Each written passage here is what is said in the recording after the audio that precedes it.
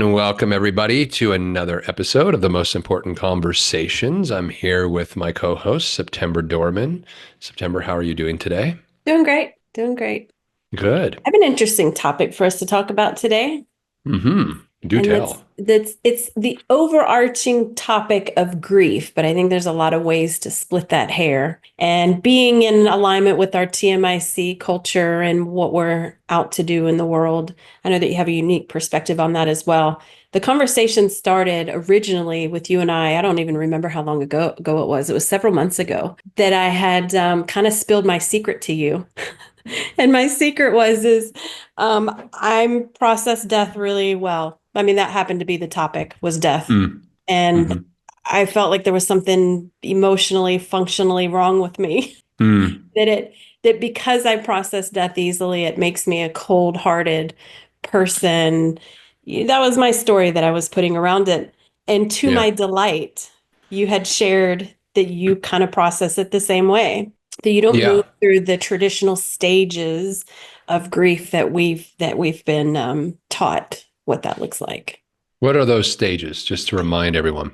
Well, let me give a little bit more context to the stages. Okay. So back in 1969, Elizabeth Kubler-Ross had introduced this concept as a way to describe how terminally ill patients will process their impending death, how they are processing their new journey that they're about to take on, which is what I call crossing over to the other side. And she defined it in 5 stages: denial, anger, bargaining, depression, and acceptance. And over time, Okay. these stages have been widely applied to all kinds of different grief. I said the topic for us happened to be somebody passed away in my life, and that happened to be the topic. But I mean, grief also falls into the category of losing a job, which Mm-hmm. we've also talked a lot about, that we're approaching that, especially with AI coming on. I mean, Microsoft was very transparent about that. Mm-hmm. Yeah.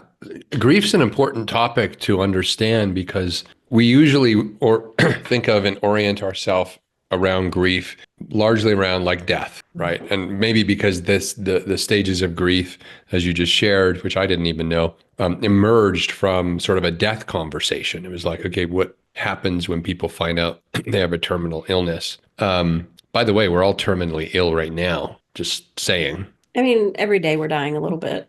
We're Well, getting not only one day that, closer to our path. yeah, I mean, to yeah, our we're terminal. The moment you're born, you're terminally ill. I don't know if I agree with that. Can you say more? Well, you're going to die. Well, I mean, but when I think of terminally ill, I think cancer. I mean, that's where I immediately go. No, it's going to be something, Well, right? sure. But we're all terminally like we're all like. Here's the thing. Today, I don't know how many days or months or years it's going to be until I die. Same. Yes. Yes. Tomorrow, I find out what's changed, Yes. other than my knowing. Like it was going to be what it was going to be, regardless. It's just the fact that I know that's changed. So we're all always terminally ill.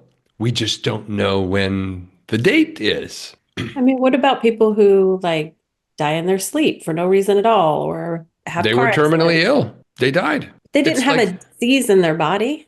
but terminally ill doesn't mean that you have to die by disease. It just means that there's an expiry date to your life and you just don't know when it is. You're terminal, Okay. right? Like if someone says, September, you have 6 months to live. If they didn't tell you that, this isn't like if a tree doesn't fall in a forest, does it actually fall?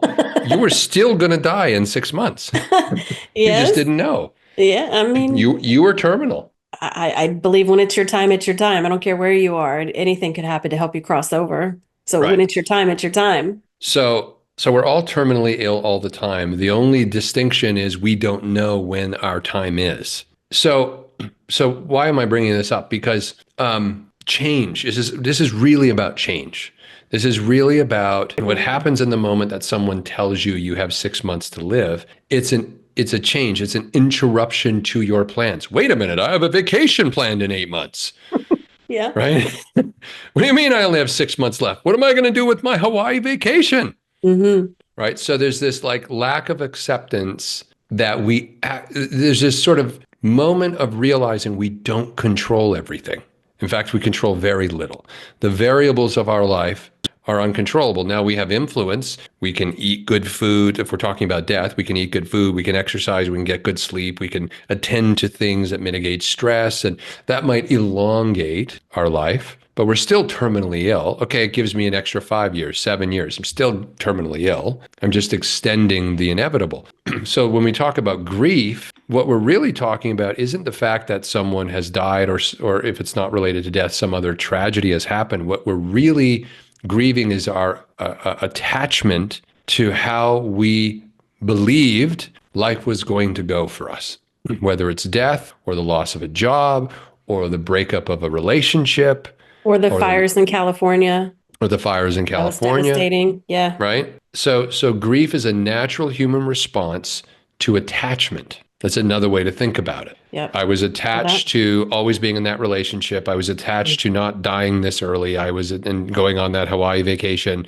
I was attached to my house being there, but now burnt down. Yeah. Right. So grief is just the emotional consequence of attachment. So you were asking a question about how do you process grief so differently from what you think is normal, other people who kind of sit in it and bathe in it. And they go through those stages of grief that you mentioned in a very long and protracted. And I know sometimes it's not even linear, it's circuitous. It's like, I'm angry, I bargain, I'm depressed, I'm back to anger again. Oh, now I'm depressed. Oh, I'm a little bit more bargaining. So people do this kind of thing. And how long it takes people to grieve, I believe, is directly correlative to the level and the nature of how they get attached to things. And some people get so attached to the people, places, circumstances, and things in their life that it becomes their identity. So if someone loses a job and their identity is really wrapped up in that job, they're going to have way more experience of grief than someone who was not attached to that job and was told, okay, we don't need you anymore. And they're like, okay, I'll go find something else. Right. So there's a spectrum. And so what it tells me about you when you were sort of using yourself as an example is you don't get too attached to things at the level of like your very identity. Like there's this sort of separation where that's that and I'm me. And I am not conflating me with that situation or that person or that circumstance. I was sharing with you about a woman that I had met years ago, who used to identify herself with her ailment. And I can't remember what her ailment was. I didn't get too attached to it, so I'm not really grieving not remembering it. But she had some I see what ailment. you did there. Yeah. So I'll just, make it up, and I'll make up her name, but it would be like, hi, I'm Louise with mental illness, or hi, I'm Louise with the hip problem, right? Like, I don't remember what it was, but it's irrelevant. But the point I'm making is she was so attached to the identity of the medical illness she was dealing with that it became an extension of her name, like her brand identity, So that's someone who's really, really attached. You might never have known her and you meet her for the first time and it's, hi, I'm Laura with the hip problem. Mm-hmm. Hi, Laura with the hip. Like it's weird, right? Because it's so attached.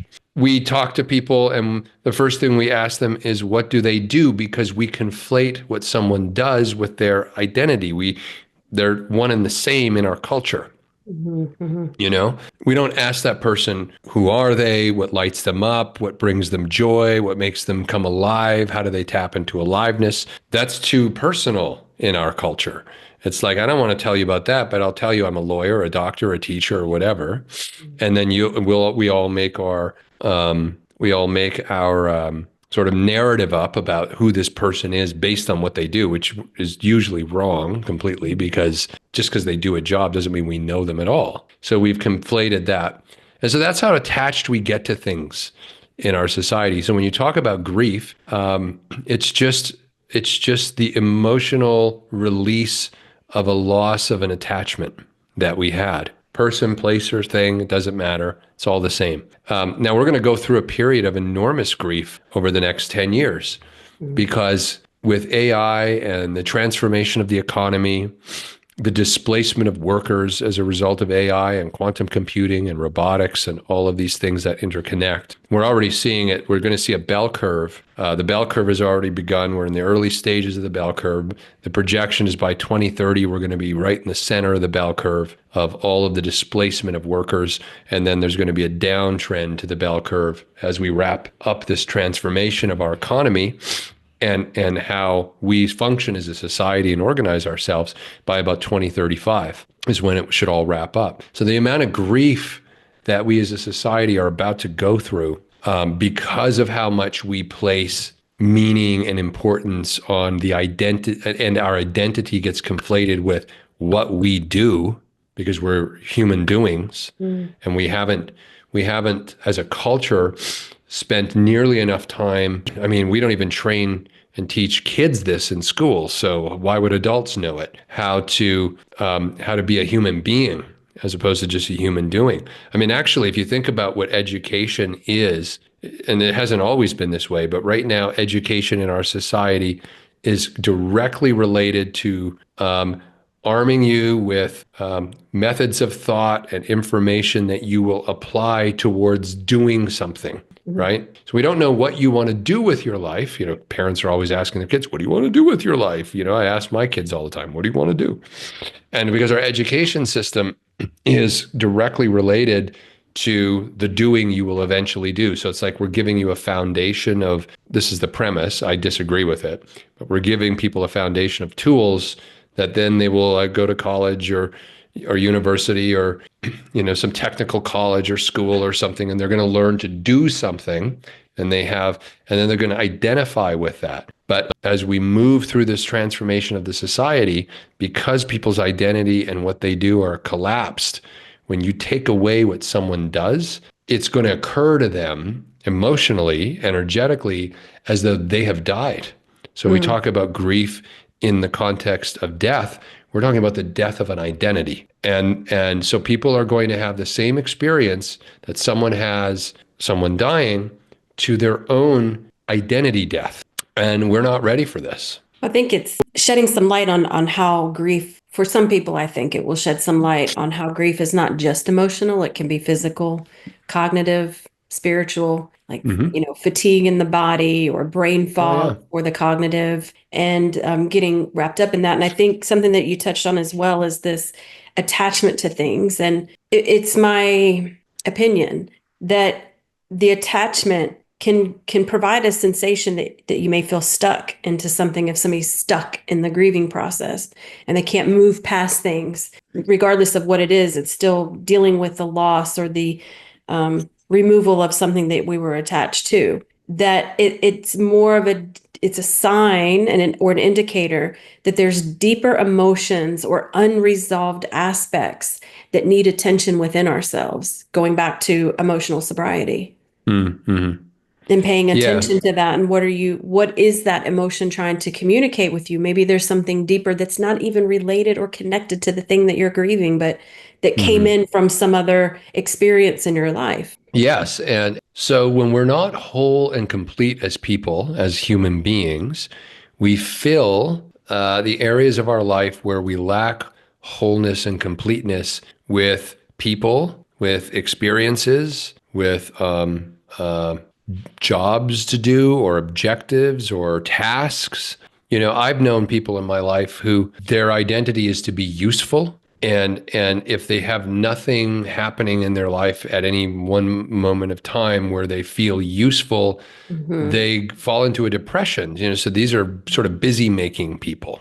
And so what I think is that we have a society of largely incomplete, broken people. Now, a lot of people are probably going to shit on me for saying that because, no, we're all whole and complete as we are. Well, philosophically, yes, but we're not living that way. You know, so if you're really attached to something, it's likely because that something is filling some hole in your lack of completeness. And so you grip it, you're clinging on to this. Just like the job identity, for example, right? Like without the job, people who are really attached to what they do as a job or a career, without that, who are they? They don't even know. They don't know. you know? Oh, what a great opportunity. What a wonderful opportunity to get to know yourself, to not stop there and feel that way, but to be curious about yourself and why you are feeling that way and listening to the emotions. Hmm. I, I want to point out something that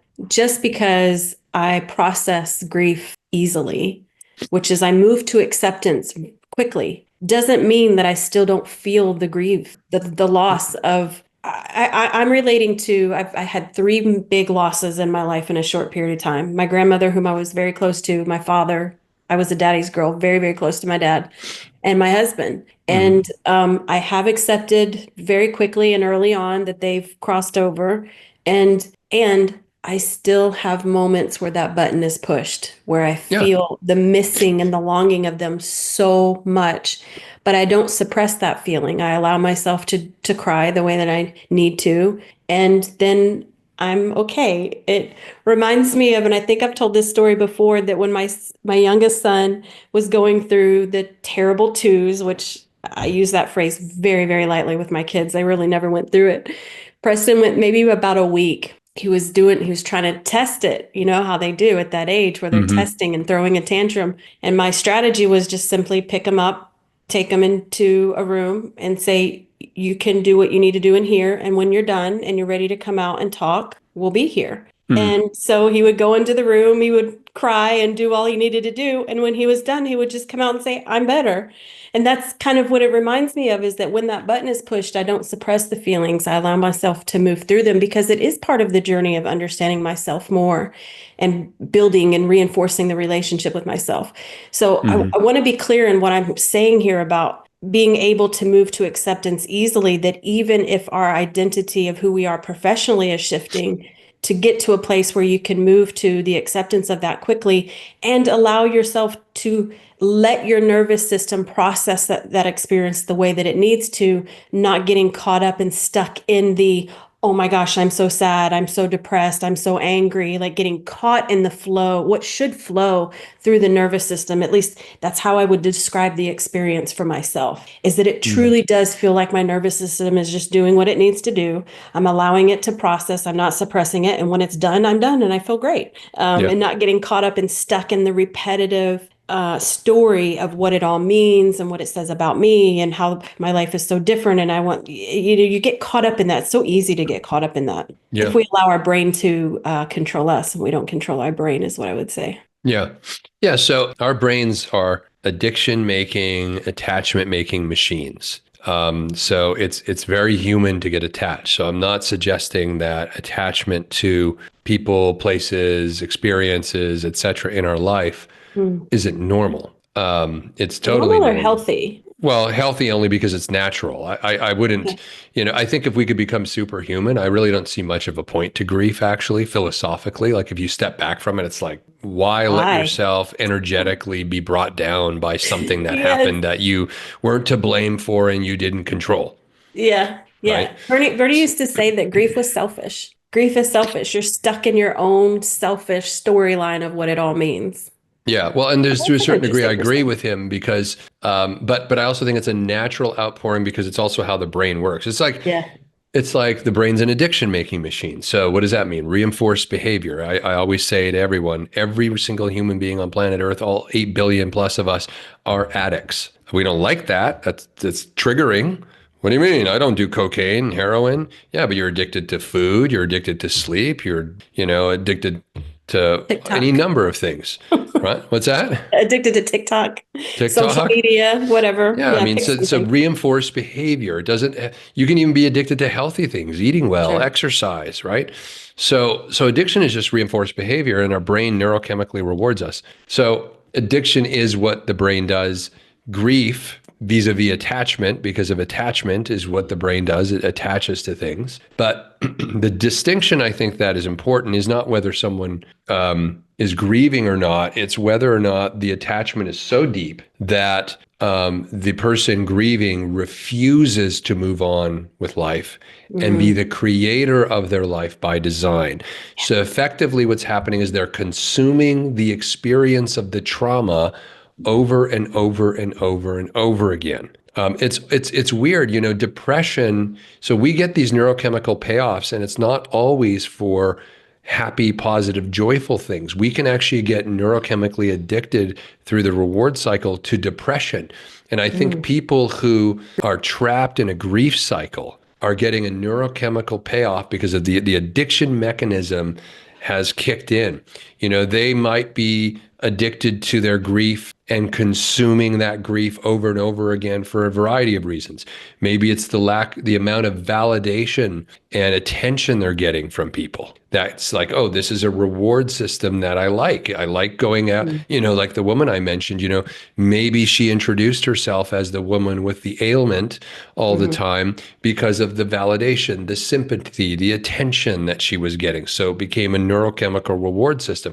So you're not, when you get trapped in a grief cycle, you've fallen into consuming life again, as opposed to being the creator of your life. You're Mhm. stuck in, it's like the U2 song, I'm stuck in a moment and I can't get out of it. So that's what happens to people because you have a neurochemical reward system giving you the pleasure payoff, even though the thing you're experiencing the pleasure payoff around should be something you should not be getting a pleasure reward thing from. Grief is not something most people want to hang out in for very long. Mhm. And if they get challenged, say someone were to say to them, like what I'm saying to you, they'll get all defensive and angry. And that becomes part of the story, and they just start compounding it.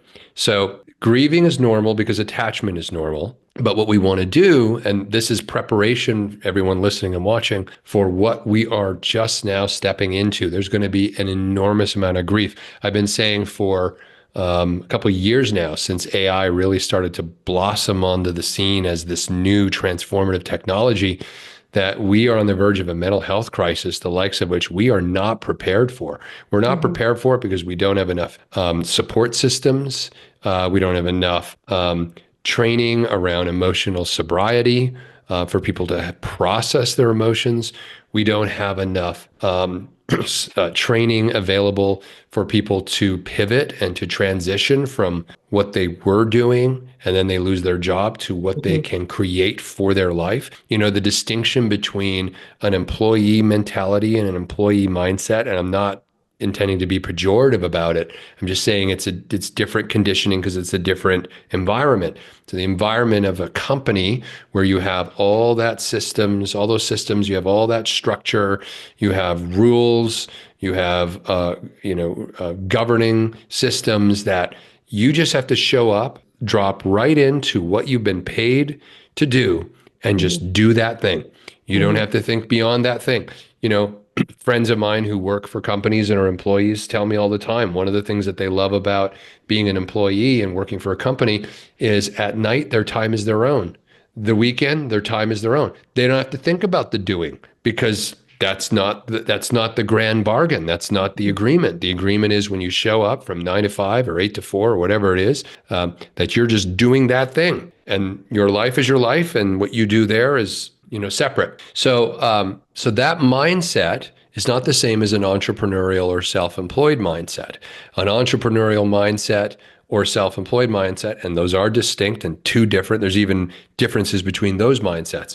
But the one thing that the self-employed and the entrepreneurial people share in terms of mindset is their ability to be with uncertainty, their ability to be with the unknown, their ability to create in the face of the unknown, their ability to understand their value, to define their value, to quantify the value, to communicate the value, and to charge and make money from the exchange of that value. That is a totally different set of emotional and cognitive capabilities that employees do not have. Mm. Could they have them? Yes, but they haven't been trained to. They haven't developed them. So Yeah. when an employee tomorrow, next year, in 5 years, because it's going to happen, this whole transition, we are in it now. Anywhere from 30 to 85% displacement of employee workforce is what's projected. It's a wide range. We don't know where it's going to land. But we're going to have a whole bunch of people grieving at the loss of their identity, the loss of a predictable life, the loss of certainty. They've got mortgages, they've got cars, they've got obligations that were tied to that certainty. They're not going to know where to go and what to do. So what we do with TMIC and everything that we're building right now is to provide you with the training, the creator training, the being training, how to be a creator, to be able to do the things that entrepreneurs and self-employed people learn to do through the life and school of hard knocks. Mhm. But you don't have that life of and school of hard knocks and an employee structure. It's not there. And you're not going to have the time to figure it out. I'm actually encouraging people who are listening and watching this now. If you don't think your job is potentially on the chopping block, I wouldn't want to just hang out and, as they say, fuck around and find out. I don't know. Yeah, no, I wouldn't want to do it that way either. That is not, Because that's, the yeah, the, it's like the burying your head. probability isn't in your favor. So with AI and quantum computing and robotics. So you guys should be plugging into what we're doing at TMIC with the whole life architecture program. Whole life architecture. Your whole life, you architect it, you design it, you're the creator of it. You are standing in that place of power. You don't need to be there when you're an employee because they've architected the systems and the structures and they tell you the rules of engagement and they tell you what you have to do and they pay you to just follow the rules. But Mhm. when you're no longer in that system, there's going to be a whole lot of grief and you need to process that grief and you need to move from consuming life into creating life. You need to become the creator of your life. And that's everything that we're up to. So that's how I kind of take your conversation of grief and roll it right into this moment because there's going to be a shit ton of grief. I agree. Don't I believe me? agree. Fuck around and find out.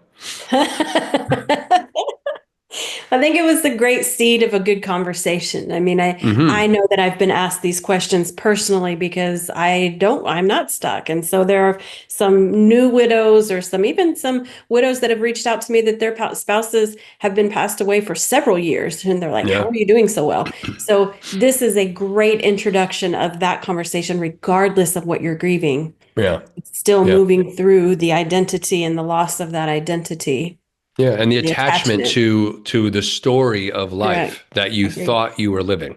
So, Agreed. and don't feel, I just want people to know, I mean, don't feel bad that you got attached to a story of how life was supposed to go because our Mhm. brain's an attachment making machine. It's an addiction making machine. But as you do the work like in whole life architecture, you start to become freed from that.